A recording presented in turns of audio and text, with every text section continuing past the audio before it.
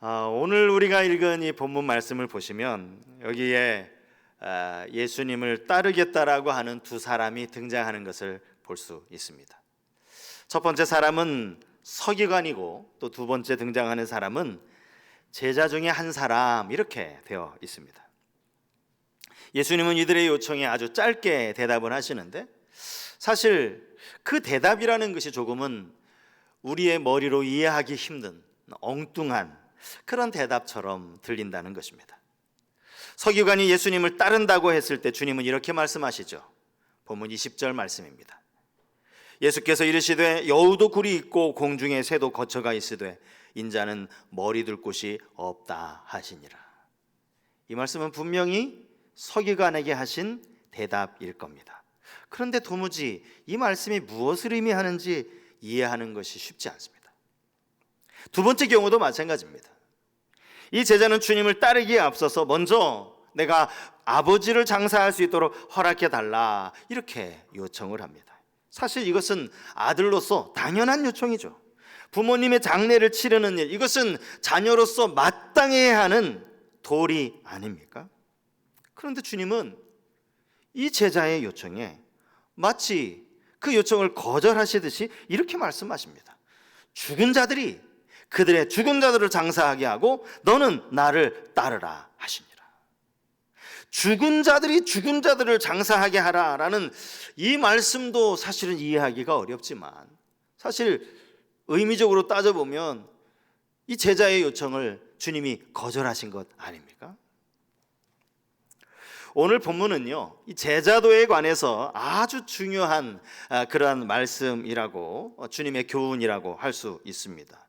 제자도라는 말이 무엇을 의미하는 말입니까? 제자도, 이 말을 풀어보면 예수 그리스도의 제자로서 추구해야 할 삶의 자세와 내용, 이것이라고 할 수 있습니다. 오늘 본문에 기록된 대로 설명을 드린다면 전심으로 예수님을 따르려고 하는 사람들이 가져야 할 중요한 태도, 이것이 제자도입니다.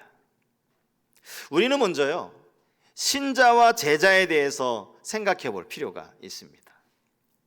신자와 제자, 대부분 많은 사람들은 이 둘을 구분 지으려고 할 것입니다. 신자, 그것은 말 그대로 예수님을 믿는 사람이겠고요. 제자, 그것은 한 단계 더 나아가서 주님을 따르는 사람이라고 그렇게 이야기할 겁니다. 사실 단어의 의미를 그대로 풀이한다면 이 해석은 틀린 해석이 아닙니다. 그런데 사람들이 이렇게 둘을 구분 지으려고 하는 그 내면적인 의도가 있다라는, 그 이유가 있다라는 거예요. 그게 뭔지 아십니까? 나는 그냥 신자로 살고 싶어 라고 하는 마음이 담겨 있다라는 거예요. 제자가 되는 것에 대해서는 별로 관심이 없다라는 거죠. 아니, 관심이 없다라기보다는 제자가 되는 거, 이건 부담스럽게 여긴다라는 겁니다. 당신이 신자입니까? 라고 물으면 여기 있는 모든 분들은 예, 저는 예수를 믿는 신자입니다, 아무 거리낌 없이 대답을 하실 겁니다. 하지만 그러면 당신은 제자입니까? 라고 질문을 한다면 아마 반응이 달라지겠죠.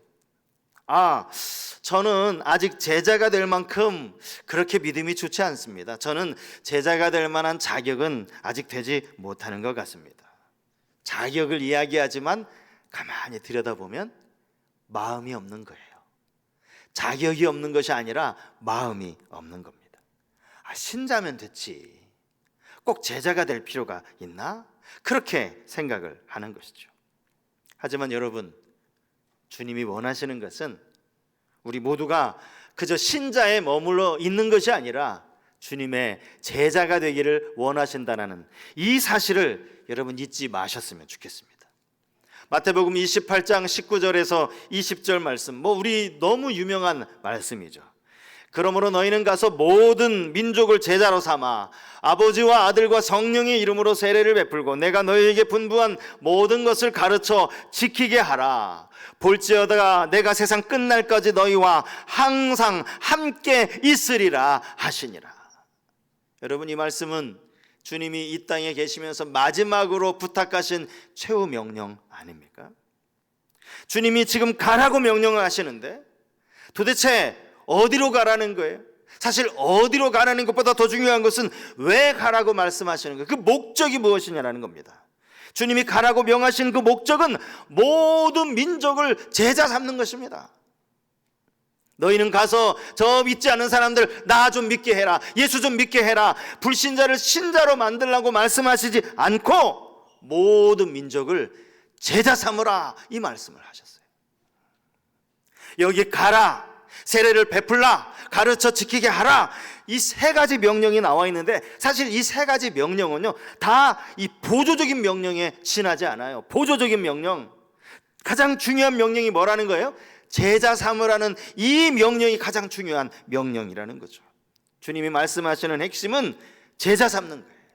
주님은 여기에 신자와 제자의 구분도 하지 않으셨어요. 아니, 먼저 신자가 되는 과정이 필요하겠지만 주님이 원하시는 것은 신자가 아니라 궁극적으로 제자였다라는 거예요. 오늘 요즘 이렇게 원치 않게 장마가 지고 날이 습해서 그런지 몰라도 2부 예배 때도 영 분위기가 좀 차분하고 좀 가라앉는 느낌이었어요. 오늘 설교에 대한 부담 때문에 그러신지는 잘 모르겠습니다. 사실 이 설교가 듣기에 좀 부담스러울 수 있습니다. 주님이 제자가 되겠다라고 말을 하지만 오늘 본문을 가만히 보면 주님이 원하시는 이 제자도가 이 보통이 아니기 때문이죠. 아니, 주님을 따르겠다라고 말을 했는데 그 말한 사람에게 주님이 얼마나 싸늘하게, 얼마나 강력하게 말씀을 하고 계시는지, 야, 이거 정말 아무나 제자가 될 수 없는구나, 그런 생각이 들기 때문입니다. 그럼에도 불구하고 명심하십시오. 주님은 우리 모두가 신자에 머물러 있는 것이 아니라 예수님 닮는 제자가 되기를 원하신다는 사실입니다. 주님은 더 나아가서 모든 민족을 제자 삼으라고 그렇게 말씀하고 계십니다. 제자가 되는 첫 출발점은요, 따르는 것이죠. 먼저 주님을 따르는 것이 될 겁니다. 그런 의미에서 오늘 본문에 등장하는 이 두 사람은 그 출발점에 서 있다라고 할 수 있습니다. 이제 주님을 따르겠다라는 그러한 각오로 주님 앞에 말하고 있기 때문입니다. 사실 이렇게 주님이 평생 제자 삼는 것을 사명으로 여기셨다면, 이렇게 이들이 먼저 찾아와서 제자가 되겠다고 따르겠다라고 말하는 그들을 보면서 주님 기뻐하실 것 같은데, 오히려 기뻐하시는 것이 아니라 그들의 오해를 풀어주고 그들이 제자가 되려면 중요하게 꼭 전제 조건으로 갖추어야 할 것을 말씀하고 계십니다. 오늘 우리가 이 부분을 한번 생각해 보려고 합니다. 제자가 되기 위한 중요한 전제 조건, 제자가 되려면 꼭 이 두 가지를 우리가 마음속에 담아야 하는데, 그 첫 번째가 뭐냐 하니까 대가지불을 각오해야 한다는 거예요. 대가지불. 주님이 어디로 가시든지 따르겠습니다 라고 말한 사람은 서기관이었다고 나옵니다. 오늘 본문에 이 서기관이라는 이 직책은요, 당시로는 율법을 연구하고 율법을 가르치는 그런 학자였습니다. 선생이었습니다. 오늘날로 치면 대학 교수쯤 되겠죠. 신학교에서 학생들을 가르치는. 서기관은요, 그냥 아무나 될 수 있는 것이 아니었어요. 그러니까 서기관이 되기 위해서는 꽤 많은, 우리가 학위를 따야 되는 것처럼 많은 시간 교육을 받고 또 시험을 치르고 그렇게 해서 서기관이 됐습니다. 서기관이 된 이후에는 그들에게 엄청난 이 권한이 주어졌어요. 심지어는 마을에 어떤 재판을 하는 일에 재판관으로도 그렇게 일을 했다고 합니다. 당시 사회의 지도층으로서 또 권한을 행사하는 그런 사람들이 바로 서기관이었습니다. 우리가 생각하기에 이 바리새인들과 서기관은 그냥 항상 나쁜 죄인이라고 생각하기가 쉬운데, 여러분, 그건 오해입니다. 이들이 예수님께 책망을 받은 이유는 외식 때문이에요. 그죠? 사람들에게 보이려고 하는 그 외식 때문에 책망을 받은 것이지, 실제로 이들의 그 삶은요, 이들의 그 경건의 모습은 결코 우리가 무시할 수 없는 것이었습니다. 게다가 오늘 본문에 등장하는 이 서기관은 예수님을 따르겠다라고 스스로 찾아오지 않았습니까? 그에게 아쉬운 점 하나를 꼽는다면, 굳이 꼽는다면 그가 예수님을 선생님이라고 불렀다는 거예요. 여러분, 지난 시간에 이방인 백부장도 예수님을 주님이라고 부르지 않았습니까? 그거에 비하면 그가 예수님을 선생님이라고 그렇게 부르고 있어요. 그러면서 어디든 따르겠다라고 그렇게 이야기를 합니다. 성경에 보면요, 이 복음서 안에 이 서기관 중에 예수님의 책망을 들은 것이 아니라 오히려 예수님께 칭찬을 들은 그런 서기관도 있습니다. 마가복음인가 보면 이 계명에 대해서 이제 막 논쟁을 하는데, 이 서기관이 율법에 대해서, 계명에 대해서 예수님 앞에 쭉 설명을 하는데, 예수님이 그 이야기를 들으시고 얼마나 마음이 흐뭇하셨는지 서기관에게 이런 말씀을 하셔요. 네가 하나님의 나라에서 멀지 않도다. 이건 칭찬입니다. 너 참 잘 알고 있구나, 너 대단하다, 그런 칭찬을 하고 계시는 거예요. 사실 오늘 본문에 나오는 이 서기관도 예수님께 마땅히 칭찬을 받아야 할 것 같지 않습니까? 아니, 사실은 그만한 지위를 가지고 그만한 명성을 얻고 그만큼 사람들로부터 존경을 받는데 굳이 또 예수님을 따른다고 찾아올 이유가 없잖아요. 우리 생각에 그가 예수님을 따라왔다라는 거죠. 이런 서기관에게 예수님이 야, 참 그래, 내 제자가 되겠다니 참 고맙다, 이렇게 말씀하실 만도 한데 말이죠. 예수님은 전혀 밖에, 예상 밖의 말씀을 하시는 거예요. 20절 말씀 제가 다시 한번 읽어드리겠습니다. 예수께서 이르시되 여우도 굴이 있고 공중의 새도 거처가 있으되 인자는 머리 둘 곳이 없다 하시더라. 도대체 이 말씀의 의미가 뭔가 하는 것이죠. 그게 바로 대가지불이라는 거예요. 이 말씀은요, 서기관을 칭찬하는 말씀도 아니고 또 반대로 서기관을 책망하시는 말씀도 아니에요. 이건 칭찬도 아니고 책망도 아닙니다. 오히려 이 말씀은 예수를 따르는 것이 무엇인지, 예수를 따라야 하면 무엇이 전제가 되어야 하는지를 미리 가르쳐 주시는 말씀입니다. 분명히 서기관이 생각했던 것과는 달랐을 것입니다. 예수님은 여우와 공중의 새를 예로 드시면서 정말 한낱 미물에 불과한 저 여우나 새들, 저들도 자기가 머물 만한 굴이 있고 또 거처가 있다라고 이야기하십니다. 하지만 인자는 머리 둘 곳이 없다라고 말씀을 하시죠. 여기 머리 둘 곳이라는 의미가 뭐겠어요? 여우에게는 굴이 되겠고 새에게는 거처가 되겠죠. 예수님은 당신의 몸을 쉴 만한 아무런 거처도 없다, 이렇게 말씀을 하신 거예요. 여러분, 실제로 예수님을 환호하는 사람들도 있었지만 예수님을 박해하는 사람들이 얼마나 많이 있으셨습니까? 이 말씀을 하시는 거예요. 그러면서 예수님을 따르는 자가 가져야 할 분명한 마음가짐을 지금 가르치고 계시는 겁니다. 성경학자들이요, 도대체 이 서기관이 왜 예수님을 찾아왔을까, 그 동기가 무엇일까, 이것을 가지고 이런저런 이야기를 합니다. 나름대로 이제 설득력 있는 가설들을 제안을 하는 거예요. 사실 우리가 정확하게는 알 수 없잖아요. 그런데 그 중에서 가장 설득력이 있는 가설이 뭔가 하면, 예수님이 산상수훈의 말씀을 하시고 나서 많은 백성들의 그 반응이 마태복음 7장 28절 이하에 나오거든요. 자, 마태복음 7장 28절 이하의 말씀을 한번 보시겠습니다. 예수께서 이 말씀을 마치심에 무리들이 그의 가르치심에 놀라니 이는 그 가르치시는 것이 권위 있는 자와 같고 그들의 서기관들과 같지 아니함일러라. 백성들이요, 예수님의 산상수훈과 그동안 들었던 서기관들의 가르침을 비교한 거예요. 그러면서 예수님의 가르침은 서기관들의 가르침하고는 비교도 안 돼, 그렇게 사람들이 이야기를 하는 거예요. 그 이야기를 아마도 이 서기관이 들었을지도 모르겠어요. 아마 들었던 것 같아요. 그래서 이 서기관이 지금 예수님을 따르는 것이 아닌가, 예수님을 따르겠다라는 그 의도 속에는 예수님께 더 많이 배우고 가르침을 받아서 예수님처럼 자기도 권위 있는 성경학자, 권위 있는 율법학자가 되고자 하는 그런 기대가 있었다라는 거죠.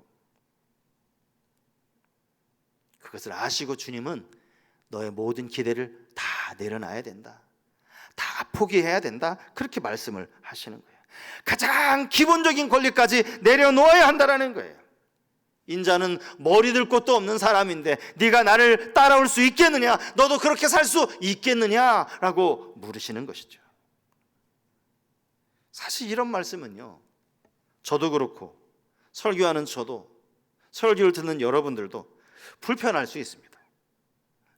사실 우리 가운데 모태신앙을 제외한 대부분의 이제 성도님들은 그냥 어찌어찌 하다 보니까 예수님을 믿게 되신 분들은 거의 안 계실 거예요. 나름대로 어떤 이유가 있고 또 목적이 있고 간절한 소원이 있어서 예수를 믿기 시작하셨을 것이라는 말이죠. 예수를 믿고 나면 나의 삶의 형편이 좀 달라지기를 기대했고, 예수를 믿고 나면 늘 자녀 문제로 인하여 골머리를 썩는데 자녀들이 정말 부모의 기대 이상으로 잘 자라줄 것을 기대했고, 예수를 믿고 나면 경제적으로 이보다 더 나아질 것을 기대했고, 예수를 믿고 나면 우리 가족들의 건강이 더 좋아질 것이라고 기대했고, 모든 기대와 바람으로 예수를 믿었다는 거예요. 그런데 주님은 오히려 우리가 가지고 있는 그 기대, 우리가 바라는 복, 이것과는 다른 이야기를 하고 계시다는 거예요. 물론 팔복에 대한 말씀이 나와 있기는 하죠. 근데 여러분, 팔복에 대한 설교를 가만히 묵상을 해보십시오. 우리가 기대하는 것과는 좀 다르지 않습니까? 주님은 이 세상의 복이 아니라 영적인 복이 진짜라고 말씀을 하세요. 주님이 하시는 산상수훈의 말씀들, 계명들을 보면 정말 우리가 상식에도 맞지 않는 그런 선행을 요구하시기도 합니다. 그리고 철저한 대가지불을 요구하신다는 거예요. 여러분, 누가복음 14장 27절 말씀도 우리에게 참 익숙한 구절이에요. 여러분 별로 좋아하지 않는 구절일 수 있어요. 누가복음 14장 27절. 누구든지 자기 십자가를 지고 나를 따르지 않는 자도 능히 내 제자가 되지 못하리라. 아니, 십자가는 우리 주님이 지신 거 아닌가? 주님이 나를 위해 십자가 지셨다고, 그것이 복음이라고 그렇게 믿어서 그 기쁨으로 내가 교회를 다니기 시작했는데 십자가를 지라네요. 물론 이 십자가는 죄의 십자가가 아니죠. 고난의 십자가입니다. 소금 공장장이라고 하는, 이게 이제 이분의 아이디 같은데요, 이분이 인터넷 자기 블로그에 글을 하나 올려놓았습니다. 제가 말씀을 준비하다가 이분의 글을 읽었는데 공감이 돼서 제가 한번 받아 적어 보았습니다. 한번 들어보십시오. 주님을 따른다는 것은 그저 교회나 목사의 설교가 마음에 들어서 교회를 다니는 것이 아닌 삶의 모든 것을 걸고 따를 만한 가치를 발견한 것을 의미합니다. 초대교회에서 예수를 믿는 사람이란 예수를 위하여 생명을 던진 사람을 의미하였습니다. 예수를 따르는 순간부터 감옥에 갈 수도 있고 죽임을 당할 수도 있음을 각오하는 것입니다. 그리스도인은 예수를 따르기 위해 불이익을 당하는 대가를 지불해야 합니다. 대가 지불이 없는 제자는 불가능합니다. 참 공감이 되더라고요. 여러분은 어떻습니까? 대가 지불이 어려워서 대가를 지불하는 그것 때문에 부담이 되어져서 제자 되는 것을 포기하는 분들 혹 계시지 않습니까? 네, 여러분, 대가 지불이라는 이 단어를 잘 곰곰이 생각해 보십시오. 대가 지불이라는 말은요, 손해보라는 말이 아닙니다. 대가 지불의 그 용어를 여러분 뜻을 생각해 보시면 이거는 한쪽이 손해본다라는 의미가 결코 아닙니다. 아주 쉽게 말씀드리면 대가 지불이 여러분 뭔지 아세요? 여러분들이 마트에 가잖아요. 여러분들이 사고 싶은 걸 장바구니에 담았어요. 그리고 나서 그 값을 계산해야 되잖아요. 이게 대가 지불인 거예요. 내가 사고 싶은 걸 샀습니다. 사려면 그 값을 지불하는 게, 이게 대가 지불이에요. 여러분, 내가 사고 싶은 걸 사놓고 아이고 손해봤네 하는 분 계십니까? 그렇지 않다라는 거죠. 제자가 되기 위한 대가 지불도 마찬가지입니다. 여러분, 제자가 된다는 건 우리가 생각하는 그 이상의 놀라운 가치가 있다는 사실을 여러분 잊지 마실 수 있길 바랍니다. 밭에 감추인 보화, 마태복음에 나와 있잖아요. 그 보화를 발견한 어떤 한 사람이요, 자기 소유를 다 팔아서 그 밭을 샀답니다. 아이, 무식한 사람, 어리석은 사람, 저 바보 아닌가? 천치 아닌가? 아니요, 그는 밭에 감추인 보화를 보았기 때문에 그는 결코 바보가 아닙니다. 손해가 아니라고요. 대가 지불이 손해가 아니라고요. 우리 안에 이런 대가 지불을 각오하는 그 믿음이 제자됨에 있어서 우선순위라는 거예요. 또 하나 전제 조건은요, 우선순위를 지키라는 거예요. 우선순위. 자, 두 번째 오늘 본문에 등장하는 이 사람을 성경은 제자 중에 한 사람이라고 그렇게 표현을 하고 있는데, 아마 제자를 따르는 사람들 중에 이미 제자를 이 제자로 따르던 사람 가운데 한 사람이 아닌가 싶습니다. 그가 다시 예수님 앞에 나오는 이유가 뭐겠어요? 더 적극적으로 주님을 이제 따르기 위해서, 본격적으로 주님을 따르기 위해서 이제 주님 앞에 나온 거예요. 그러면서 말합니다. 제가 주님 따르겠습니다. 자, 본문 21절 말씀이죠. 제자 중에 또 한 사람이 이르되 주여 내가 먼저 가서 내 아버지를 장사하게 허락하옵소서. 이 구절 뒤에는 제가 아버지를 장사하고 나면 제가 주님을 더 적극적으로 따르겠습니다, 이 의미가 담겨 있는 것 아닙니까? 야, 이 사람 정말 대단한 효자네. 여러분 이제 착각하지 마십시오. 이건 효자가 아니라요, 당연한 일이에요. 아버지가 돌아가셔서 장례를 치르는 거, 이거 자식으로 마땅한 도리 아닙니까? 오히려 부모님이 돌아가셨는데 그것을 못하면, 장례를 제대로 치르지 못하면 그 사람이야말로 천하에 없는 불효자식 아니겠습니까? 그런데 말입니다, 주님은 지금 자녀로서 우리 아버지를 지금 장사하겠다라고 하는데 그 요청을 주님이 받아들이지 않는 것처럼 느껴지는 거예요. 죽은 자들이 그들의 죽은 자들을 장사하게 하고 너는 나를 따르라. 여러분, 이 구절이 이해가 되십니까? 제가 처음 이 구절을 읽었는데 이게 도대체 무슨 말인가, 이거 번역이 잘못됐나? 그래가지고요, 제가 쉬운 성경이, 다른 성경을 보는 중에 쉬운 성경을 보니까 쉬운 성경이 여전히 이와 비슷하게 번역을 해놓았더라고요. 나를 따르라.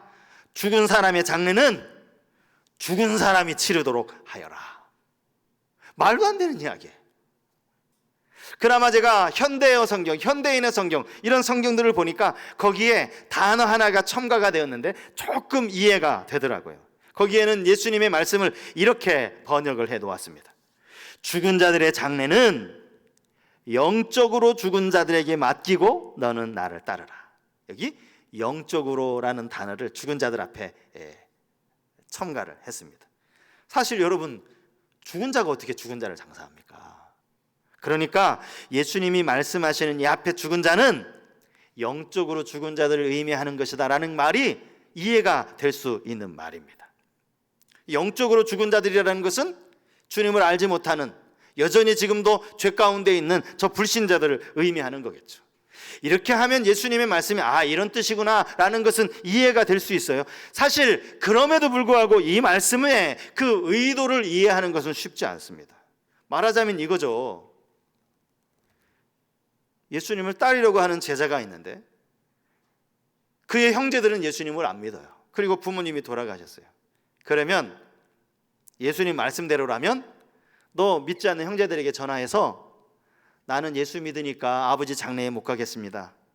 예수 안 믿는 당신들 다 영적으로 죽은 자들이니까 당신들이 죽은 아버지 장사 지내십시오. 나는 거기에 못 갑니다.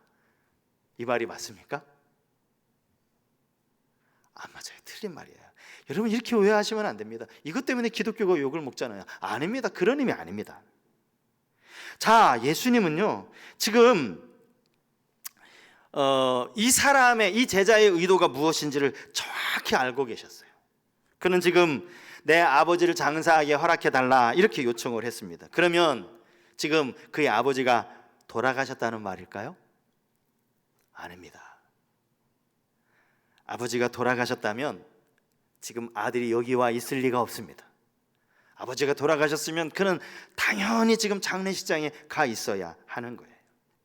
그리고 유대인들은요, 그들의 장례 풍습은 고인이 돌아가시면, 고인이 임종을 하게 되면 24시간 안에 장례를 치르도록 되어 있습니다. 그날 안에 장례가 끝난다고요. 오늘 우리나라처럼 막 3일장하고 5일장하고 이게 아니라 이들은 당일장이에요. 당일장. 워낙 이 지역이 기온이 높아서이기도 하겠지만 모세 율법에, 이게 신명기에 나오거든요. 신명기 21장 23절 이 중간 부분에 보면 여기 이런 구절이 있어요. 그 시체를 나무 위에 밤새도록 두지 말고 그날에 장사하여. 이 구절을 이제 따와서, 그래, 우리는 장례는 당일날 다 마치는 것이다. 고인이 돌아가시면 그날 하루 만에 그 시체를 관에 넣고 그리고 나서 이제 무덤에 안치하도록. 그러니까요, 지금 이 제자가 하는 말이 무슨 말이에요? 아버지 아직 안 돌아가셨어요. 그리고 아버지가 언제 돌아가실지도 몰라요. 그런데 아버지가 돌아가시면 아버지 장사 마치고 제가 주님 따르겠습니다, 이렇게 이야기한 거예요. 이거는 소극적일 뿐만 아니라 핑계를 대고 있는 거예요 지금. 그러니까 우선순위가 바뀐 것이죠. 여기 주님이 말씀하시는 이 우선순위는 주님 아버지 돌아가셨는데 그 장례 치르지 말고 나 따르라, 그런 의미가 아닙니다. 이 사람이 지금 말도 안 되는 핑계를 대고 있는데 우선순위를 지금 강조하고 계시는 거예요. 여러분, 우리도요 가끔 우선순위를 놓칠 때가 있지 않습니까? 그러면서 이런저런 핑계를 댈 때가 있습니다. 형편이 좀 안정되면, 이보다 조금 더 안정되면 제가 따르겠습니다. 정말 그렇게 안정되는 시점이 어느 시점일까요? 언제면 형편이 좀 안정됐다라고 말할 수 있는 겁니까? 저의 믿음이 조금만 더 자라고 나면, 그러면 그때 주님 따르겠습니다. 그 조금이 얼만큼입니까? 얼마나 믿음이 자라야 이제 주님을 따라도 될 만한 믿음이라고 할 수 있겠습니까? 사실 이런 말들이요 다 핑계라는 거예요, 핑계. 제자에게 이렇게 무섭게 책망하듯 말씀하신 그 주님이, 여러분 만약에 우리가 이렇게 말할 때 그 말씀을 주님이 들으셨다라고 생각해 보세요. 아, 예수님 저 아직 믿음이 모자라요. 믿음이 조금 자라면요. 아, 주님 제가 아직 좀 형편이 좀 어렵습니다. 형편이 조금만 더 안정되면요. 뭐라고 하실까요? 오늘 본문의 병행 구절이라고 할 수 있는 누가복음에 보면요, 여기 누가복음에는 이 앞에 두 사람이 나오고 또 한 사람이 더 등장을 합니다. 자, 누가복음 9장 61절 말씀, 제가 이하의 말씀을 한번 읽어드리겠습니다. 또 다른 사람이 이르되, 여기는 이제 세 번째 사람이 된 거예요. 또 다른 사람이 이르되, 주여 내가 주를 따르겠나이다마는 나로 먼저 내 가족을 작별하게 허락하소서. 예수께서 이르시되 손에 쟁기를 잡고 뒤를 돌아보는 자는 하나님의 나라에 합당하지 아니하니라 하시니라. 그 사람의 결과, 예수님이 뭐라고 말씀하시는 거, 앞에 나오는 이 두 사람, 이 세 사람의 전체적인 결과, 손에 쟁기를 잡고 뒤를 돌아보면 하나님 나라에 합당하지 않다. 이게 지금 표현을 너무 어렵게 하셨어요. 너무 점잖게 하셨어요. 하나님 나라에 합당하지 않다라는 말이 쉽게 말하면 뭡니까? 하나님 나라 못 들어간다는 말이죠. 하나님 나라에 들어갈 수 없다라는 그런 말입니다. 오늘 말씀을 통해서요, 먼저 내가 정말 제자가 맞는지를 한번 점검하실 수 있기를 바랍니다. 계속 나는 그냥 신자가 좋아, 신자로만 계속 남아 있을 거야. 여러분, 신자로 남아 있을 수는 없습니다. 제자가 아니라면 우리는 마치 예수님 주위에 몰려있던 그 많은 사람들, 그 많은 무리들, 거기에 파묻혀서 이리저리 끌려다니는 무리에 불과할 뿐이라는 이 사실을 여러분 꼭 기억하십시오. 오늘 18절 말씀이요, 본문이 어떻게 시작하는가 하면 예수님이 제자들에게 강 건너편으로 건너가자 이렇게 말씀하시는 것으로 본문이 시작이 돼요. 왜 예수님이 강 건너편으로 가자고 하셨을까요? 성경을 보시면 무리들이 예수님을 애워싸고 있었기 때문이에요. 여기 예수님을 애워싼 무리들은 앞에서 예수님이 하시는 말씀뿐만 아니라 예수님이 행하신 많은 이적들, 병을 고치고 귀신을 쫓아내고 이런 이적들을 보고 예수님을 좋아서 예수님을 따르는, 예수님 주위에 둘러싸이는 그런 무리들이었어요. 한마디로요, 예수님은 이 일로 인해서 인기 스타가 되신 거예요. 막 예수님 화나, 와 예수님 진짜 멋있다고, 예수님 진짜 행하시는 일이 너무 놀랍다고. 여러분, 그 인기 연예인들이 가끔 왜 우울증에 빠지는지 아십니까? 한동안 막 자기를 환호하던 그 사람들이 어느 순간에 인기가 떨어지니까 그때의 기억이 자꾸 생각이 나는 거예요. 이 사람의 인기라는 게요, 그렇게 사람을, 그 인기가 팍 떨어지고 나면 견디지 못하는 거예요. 그래서 막 마약을 하고 우울증에 걸리고 그렇게 되는 것 아닙니까? 예수님 입장도 마찬가지 아니에요? 많은 무리들이 막 예수님 좋아라 하고 막 예수님 대단하시다 하고 막 그 많은 무리가 에워싸고 있는데 예수님은 빨리 여기 떠나자, 빨리 여기 떠나자. 그 이유가 뭔지 아세요? 예수님은 무리들을 원하셨던 게 아닙니다. 아무리 많은 무리가 예수님 좋다고 따라다녀도 예수님이 원하셨던 건 무리가 아니라 제자였다는 거예요. 제자. 여러분, 우리가 이 사실을 알아야 됩니다. 진정한 제자가 되기를 원하십니까? 아니, 정말 주님이 원하시는 제자로서의 삶을 살아가실 수 있기를 축복합니다. 지난 2부 때 분위기보다는 조금 나아진 것 같은데, 제자가 되기 위해서 마땅히 대가지불을 할 줄 알아야 됩니다. 대가지불 손해라고 여러분 절대 생각하지 마세요. 손해 아닙니다. 제자가 되는 풍성한 축복이 우리에게 있지 않습니까? 우리의 우선순위가 흔들리지 아니하고 정말 주님 기뻐하시는 그런 제자로 살아가는 우리 모두가 되실 수 있기를 주님 이름으로 축복합니다.